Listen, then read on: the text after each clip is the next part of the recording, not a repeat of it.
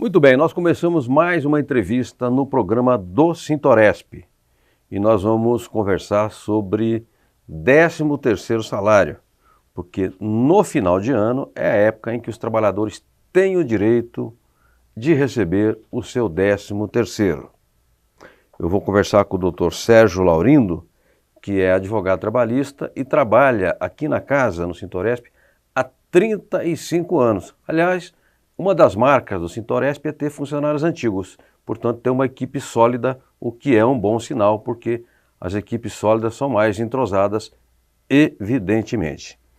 Mas antes de fazer perguntas ao Dr. Sérgio, eu quero lembrar que o 13º salário começou lá atrás, nos anos 40, com o nome de abono de Natal, uma reivindicação dos trabalhadores de algumas categorias profissionais para que no Natal eles tivessem um abono, ou seja, um plus, para que pudesse lá comprar alimentos, comprar gêneros ou alguma bebida para que tivesse, digamos, uma ceia mais recheada.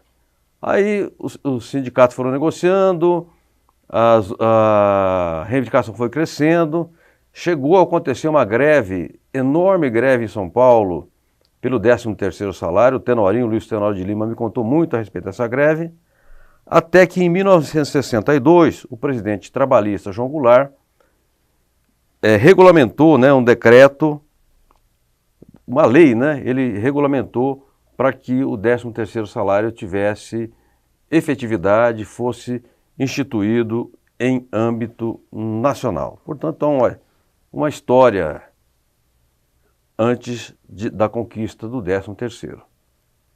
Eu vou falar com o Dr. Sérgio a respeito das questões presentes do 13º salário. Dr. Sérgio, o que compõe os valores de um 13º salário? O salário fixo e todos os adicionais, e todos, por exemplo, horas extras, o adicional de noturno, de insalubridade, periculosidade, as gorjetas que receber, tudo isso compõe o 13º salário. Agora, um adicional de periculosidade ou insalubridade, ele tem um valor fixo. Sim. Então, durante 12 meses, ele terá, em regra, o mesmo valor. As horas extras são variáveis, porque um mês você pode fazer 2, outro mês você pode fazer 6, outro mês você pode fazer 10. Como é que se faz o cômputo das horas extras? É pela média? É pela média, assim como também a gorjeta, também não tem um valor fixo, né? Então, durante o ano, aqueles valores que eles recebem é somado, feito a média e pago junto com o 13º salário. Agora, a média da gorjeta, quem é que faz esse cálculo? É o trabalhador ou é o empregador? É o empregador. É o empregador que faz. E como é que o trabalhador apura se está correto ou não? Aí ele tem que ter a média dele, né? Ele tem que saber quanto que ele recebeu, guardar os olerites, fazer ele o cálculo em casa. Ele pode fazer. Quer dizer, a recomendação é que, então, tanto para as horas extras quanto para o 13º salário, o trabalhador guarde os olerites daquele exercício. Exatamente, porque se não pagos corretamente, vai gerar uma ação trabalhista fatalmente. Tá. Entendeu? Então é isso que eles têm que guardar sempre os olerites. Porque se o empregador não pagar no valor correto, primeiro ele deve para o empregado. Exatamente. E segundo, ele deve para o Estado, porque acaba não havendo recolhimento de encargos. Exatamente, é isso? Exatamente. O INSS também, aí perde também os valores. Fundo de garantia? Fundo de garantia, que é do trabalhador também, ele também é lesado pela segunda vez. Tá.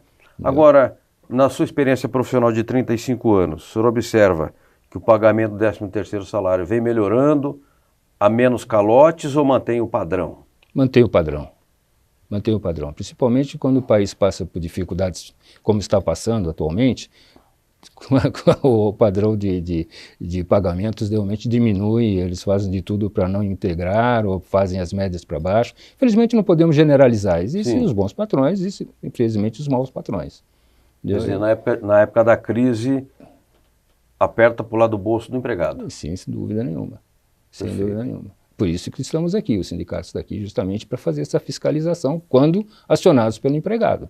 Eu ia chegar aí, doutor. Doutor Sérgio Laurindo, o sindicato não adivinha se o restaurante lá da Vila Ré pagou o 13º corretamente, se o grande hotel da Zona Sul pagou corretamente, se um outro estabelecimento, uma churrascaria da 23 de maio, pagou corretamente o 13º salário daquele empregado. Como é que o sindicato fica sabendo? Só mediante a denúncia do trabalhador? Sim, sem dúvida, mediante denúncia, porque são mais de 15 mil bares e restaurantes em São Paulo. Fica absolutamente impossível o sindicato fazer uma fiscalização de todos, né? Então, quer dizer, se os empregados que estão lesados ou estão se sentindo lesados não nos procurar, nós não temos como saber.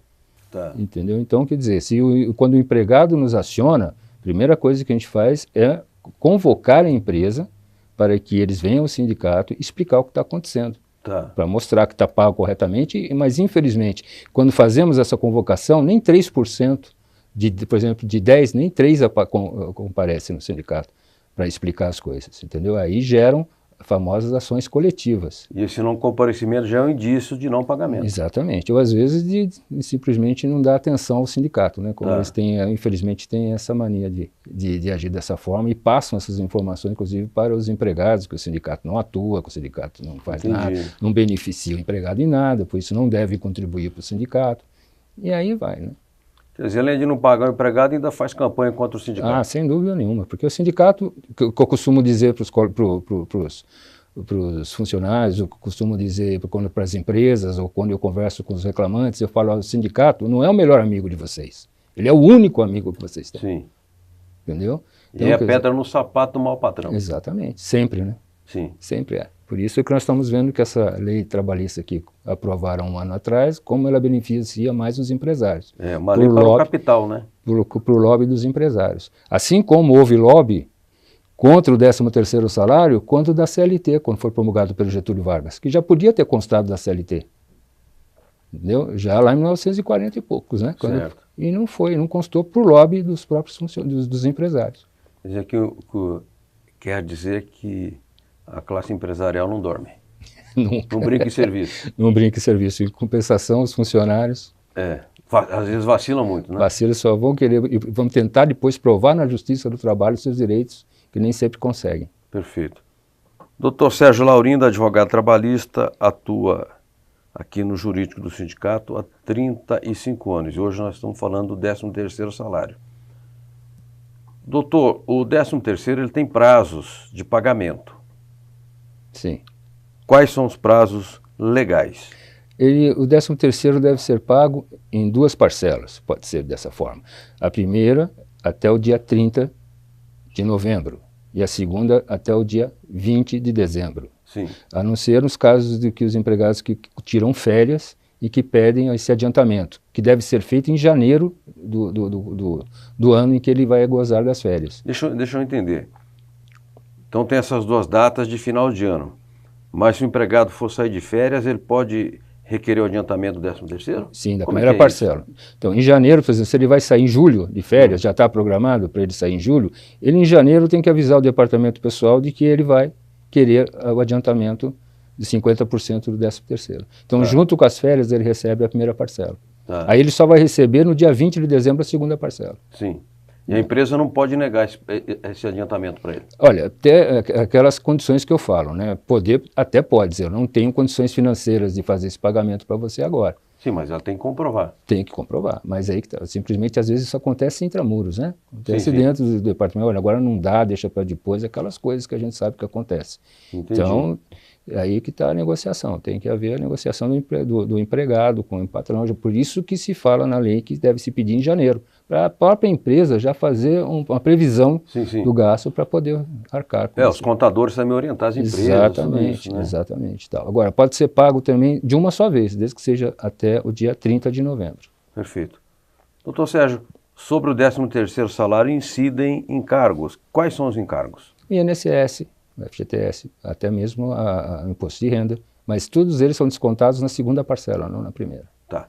Então, se eu receber R$3 mil de 13º, eu vou pagar FGTS, INSS, Previdência e imposto.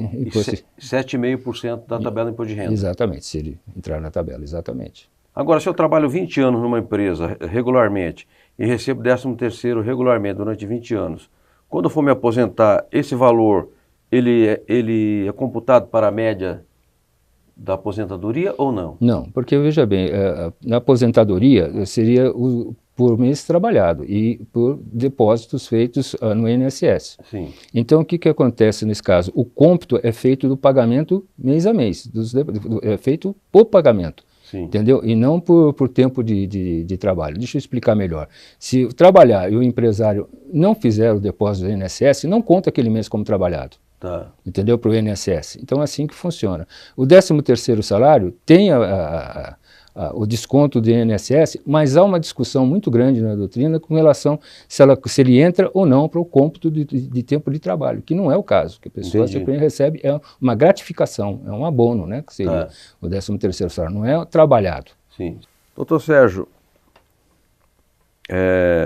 além do pagamento dos encargos, do cuidado com o acompanhamento das horas extras, dos adicionais, que recomendação mais o senhor faz ao trabalhador para que ele receba o 13º na sua integralidade? Pergunto, por exemplo, o pagamento por fora acaba prejudicando o 13º, não? Sem dúvida, porque o pagamento por fora não existe no mundo jurídico, entendeu? Então, quer dizer, ele fala assim, eu recebo tanto por fora, mas para ele fazer valer esse direito, ele tem que ter uma sentença judicial a seu favor. Entendeu? Ele tem que entrar na justiça, comprovar isso através de testemunhas ou documentos, ter uma sentença favorável para aí depois fazer jus a todas as integralidades desses valores pagos por fora. Então, quer dizer, esse pagamento feito por fora só beneficia o empregador. E que conselho o senhor dá e orientação ao trabalhador que recebe por fora com uma certa regularidade ou até sistematicamente? Buscar o sindicato. Venha até o sindicato, denuncie a situação para que a gente possa fazer a negociação com a empresa para fazer com que todos os valores pagos por fora passem a integrar o salário do empregado. Né? Porque na hora que ele se aposentar, como a gente fala aqui no nosso caso, garçons, muitas vezes eles recebem o piso da categoria por dentro e recebem 3, 4 vezes o piso da categoria por fora, em relação à taxa de serviço. Na hora que ele vai se aposentar, ele vai se aposentar pelo que está no lerite, na carteira dele, não pelo por fora. Aí que o empregado fica desesperado, porque na aposentadoria ele tem que não só continuar trabalhando, como também de buscar uma melhor aposentadoria. Aí que vem os processos trabalhistas, aí que vem todas aquelas discussões, as batalhas jurídicas, para a gente conseguir fazer não só comprovar aquele valor pago por fora, como também fazer com que o INSS reconheça esse valor pago e que aumente a aposentadoria do empregado. Agora, doutor, me explique a mim e aos que nos acompanham o que é uma ação individual e o que é uma ação coletiva. Bom, a ação individual é quando o próprio empregado vai sozinho atrás dos seus direitos. Bate lá na porta do sindicato, leva a carteira dele, exatamente. E a coletiva é quando, por exemplo, o sindicato, no caso de uma denúncia, sabe que está acontecendo alguma coisa errada naquela empresa, ou que eles não estão pagando o fundo de garantia dos empregados, ou não estão pagando as horas ou a taxa de serviço, e nos avisam e a gente chama para tentar um acordo. Não havendo possibilidade do acordo, o sindicato entra com uma ação chamada coletiva. Então ela entra em nome dos funcionários, sem precisar citá-los, sem nada. Simplesmente entramos como substitutos processuais. Para sócios e não sócios? Para sócios e não sócios. Todos os empregados daquela empresa. A gente vai representá-los. Perfeito. Vale dizer que o substituto processual é uma conquista da Constituição de 88, que é espancada por aí, a direita fala que a Constituição é ruim, é mentira, a Constituição é avançada, a Constituição é boa e ela é favorável ao povo brasileiro. Durante um certo período, o segmento judiciário não aceitava o substituto processual, se você se lembra disso? É verdade, tinha inclusive uma súmula que foi revogada. Entendeu? Foi revogado. E aí, então, alguns juízes até hoje entendem que para a gente ser substituto processual, temos que nominar todos os empregados, aquelas coisas, o que a lei realmente não diz nesse sentido. Perfeito. Entendeu? Agora, tanto a ação coletiva de 13º ou não, quanto a individual, é só para sócios ou o sindicato atende a todos? Atende a todos. E numa ação coletiva também não tem discriminação? Também não tem discriminação nenhuma. Atende a todos. Custo para o empregado. Porque eu estou insistindo na questão jurídica, porque 13º, eu tenho experiência, trabalho para várias entidades sindicais. É problema todo fim do ano, exceto nos servidores públicos, mas também não é uma regra 100%. Às vezes as prefeituras atrasam, alegam lá problema de caixa e não atrasam. Então, há um grande afluxo jurídico por causa do 13º salário. Então eu estou enfatizando esse aspecto por causa disso. Doutor, alguma outra orientação para o empregado ou empregador a respeito do 13º salário que o senhor gostaria de explicitar aqui? Não, tudo acho que foi abordado. A única coisa que eu tinha interesse em falar é justamente nesses valores pagos por fora, Sim. que infelizmente comete a maior parte da nossa categoria. Eles recebem essas gorjetas. Então foi interessante a sua pergunta, porque eu pude explicar a eles que isso vai fazer falta na aposentadoria. O pessoal pensa que só hoje vai resolver o problema, e que eles pegam esse dinheiro, que vem por fora e gastam à vontade, não tem que prestar contas nem ao governo, mas quem está sendo prejudicado na realidade são eles. Perfeito. Entendeu? Nas férias, no 13º e principalmente na aposentadoria. Na hora que a pessoa quiser parar de trabalhar e vai ter que se submeter a um saláriozinho fixo. Sim. Ou fazer uma batalha jurídica e, infelizmente, às vezes ela não chega ao melhor das soluções. Né? E o seu padrão de vida cai drasticamente. Drasticamente. Entendeu? Isso que as pessoas têm que pensar a respeito. Perfeito. Doutor Sérgio Laurindo, a lei trabalhista impôs uma série de restrições ao empregado para que ele ingresse com a ação. Ontem mesmo eu conversava com o doutor Aparecido Inácio, que é um advogado que o senhor deve conhecer, até da Associação dos Advogados Trabalhistas. Ele estava me dizendo que em vários sindicatos onde ele atua, caiu bastante o número de ações porque o trabalhador está com medo de ter que pagar a sucumbência, pagar as verbas processuais. O senhor tem detectado isso no jurídico do Sintoresp ou nós temos conseguido, digamos, superar essa barreira? Olha, eu acho que a gente tem conseguido superar essa barreira a contento. Porque a gente orienta o trabalhador, tudo direitinho, a gente procura explicar todos os riscos do processo e a gente sempre diz, olha, o não o senhor já tem. Sim. Se não entrar com ação, não correr esse risco, o senhor não vai nunca receber nada. Então tem que buscar os seus direitos de qualquer forma, de qualquer maneira. Deixa com a gente, os advogados, para a gente discutir a constitucionalidade dessas cobranças no judiciário, perante até mesmo o Supremo Tribunal Federal, quando a gente pretende chegar até lá para discutir essa inconstitucionalidade. Bacana, bacana. Doutor Sérgio, eu quero agradecer muitíssimo a sua presença aqui no nosso programa, o programa do Sintoresp, que passará em Guarulhos também. E acho que em breve, olha, o Fernando Mauro, diretor da CESP, me ligou ontem à noite para dar a seguinte grande notícia. Nós vamos conseguir entrar no satélite, as TVs comunitárias. Então, em breve, nós já devemos estar no canal 28 da Oi. E depois, entrar no satélite das outras, Sky, etc., será questão de tempo. Então, é uma notícia boa porque a gente poderá, digamos, irradiar o alcance aqui do programa do Sintoresp e de outros programas que as TVs comunitárias produzem, exibem, etc. Então, sejamos otimistas, esperando que verdadeiramente isso venha a ocorrer. Aliás, vou até hoje à noite me encontrar com ele para que ele esclareça melhor esse assunto. Doutor Sérgio Laurindo, muito obrigado. E a pessoa procura o jurídico do sindicato onde? Na Avenida Casper Libero, 501. Aqui no centro. Aqui no centro, exatamente. Ali que está o nosso departamento não só de atendimento, mas também de iniciais. Casper Libero 502, qual andar? Olha, boa pergunta. Se não me engano, é no 5º andar. Porque houve uma alteração agora, não tenho certeza. Mas você chegou na Casper Libero 502, ali perto da Estação da Luz, Estação Férrea da Luz e Estação Metrô da Luz, você já está do lado do nosso jurídico e do centro de atendimento do Sintoresp. Isso. Obrigado, doutor Sérgio, obrigado a vocês que nos acompanham. Receba seu 13º salário e caso tenha alguma dúvida, procure o sindicato, que a dúvida às vezes significa prejuízo, ok? Forte abraço, até o próximo programa.